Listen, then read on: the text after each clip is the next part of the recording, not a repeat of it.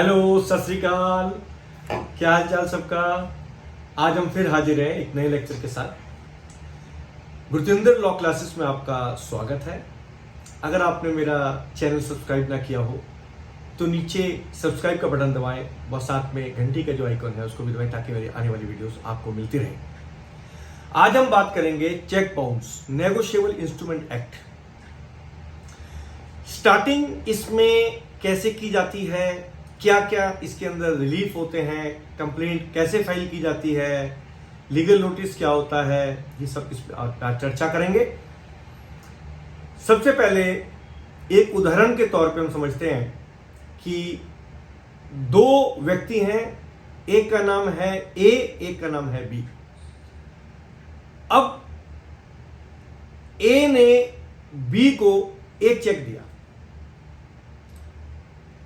B ने check अपने account में डाला, अकाउंट पे ही चेक था और वो बाउंस हो गया किसी भी वजह से। उसमें खाते में पैसे नहीं हैं, उसके सिग्नेचर मिसमैच हो गए, या बी ने मना कर दिया जी मेरा चेक पास ना करना। तो ऐसी दिक्कतों से निकलने के लिए, क्योंकि व्यापार जब भारत में स्टार्ट हुआ और व्यापार को स्टार्ट करने के बाद पेमेंट्स का लेन देन चेक के थ्रू होने लगा, तो सरकार ने नेगोशिएबल इंस्ट्रूमेंट एक्ट बनाया ताकि अगर चेक फेल हो तो उसकी क्रिमिनल लायबिलिटी बन सके, जिससे लोग डरे और डर के चेक या तो इशू ना करें, अगर इशू किया है तो वो पास हो जाए। जेन्युइन तरीके से वो चेक इशू करे, ये नहीं कि अनाप शनाप किसी को भी चेक दिए जा रहे हैं, मान लीजिए फ्रॉड किए जा रहे हैं। इस चीज को रोकने के लिए सरकार ने नेगोशिएबल इंस्ट्रूमेंट एक्ट लाया। अब इसके अंदर हम ये समझेंगे कि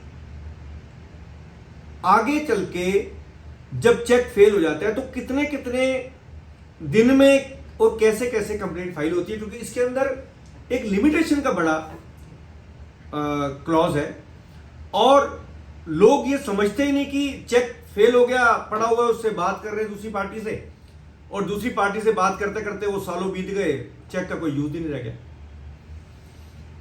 तो मैं इस लेक्चर के थ्रू आपको समझाऊंगा कि चेक के बाद कंप्लेंट फाइल कैसे करनी।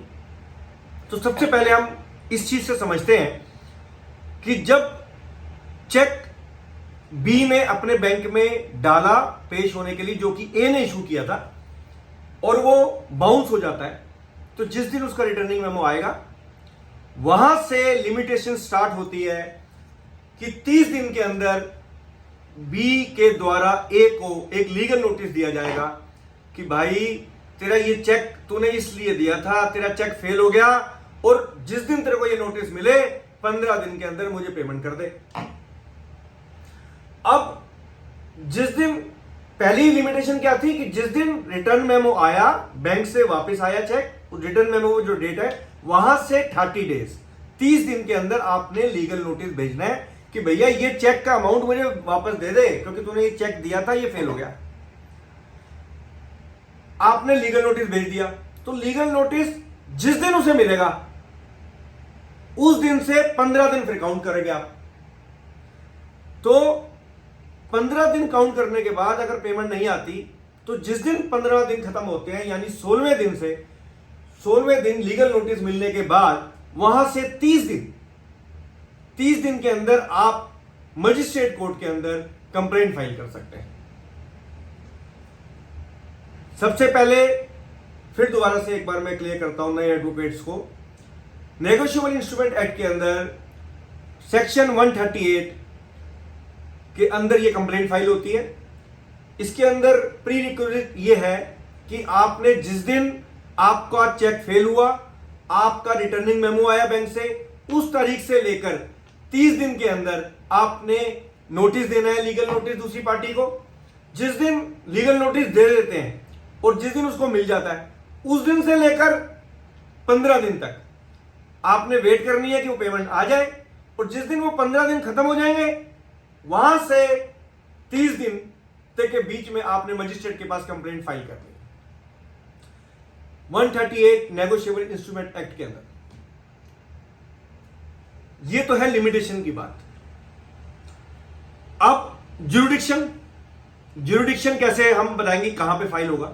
इस बात में भी बड़ा कंफ्यूजन है लोगों में कि केस फाइल कहां पे होगा। मैंने इसके लिए एक दूसरी वीडियो बना रखी है, आप वो भी देखें कि ज्यूरिडिक्शन चेक बाउंस कैसे। फिर भी मैं शॉर्ट में थोड़ा सा इस वीडियो में भी बता देता हूं। कंप्लेनेंट के बैंक जहां पर है, कंप्लेनेंट का bank for example state bank of India Connaught place में है और उसने अपने बैंक के अंदर वो चेक पेश किया जो कि ए ने इशू किया था। चाहे ए का बैंक बॉम्बे में हो, कलकत्ता में हो, मद्रास में हो, कहीं भी हो, लेकिन कंप्लेनेंट का बैंक जहां पर होगा वहां के मजिस्ट्रेट की जो उस एरिया की मजिस्ट्रेट की जुरिडिक्शन, यानी कंप्लेनेंट के बैंक की एरिया की जुरिडिक्शन वाले मजिस्ट्रेट के पास कंप्लेंट फाइल होगी।